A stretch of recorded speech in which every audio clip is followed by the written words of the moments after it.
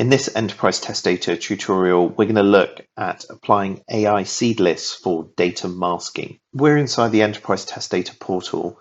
If we come over to data lists, this is where we can build up seed lists to use during data masking to look up particular values under certain columns. Now, we have the ability to import seed lists from multiple different locations. Often you'll find that it's extremely difficult to find the particular seed list you need. We have an integration with LLMs that allow us to create seed lists on the fly. We have a few examples here. One of the ones I'm going to pick out is automobiles. And we're going to generate 50 records here of different cars that can exist.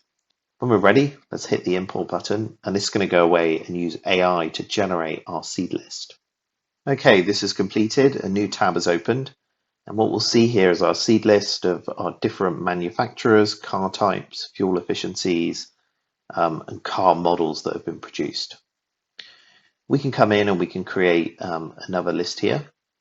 So let's come out and let's go away and create different museums. Let's hit the import button. Task is complete. And what we'll see here is we've now got a list of museums we can use to look up when we're performing masking. So this is a nice way to create any seed list you need on the fly using AI to help you create them. Thanks for watching this video. If you would like to learn more, visit curiositysoftware.ie.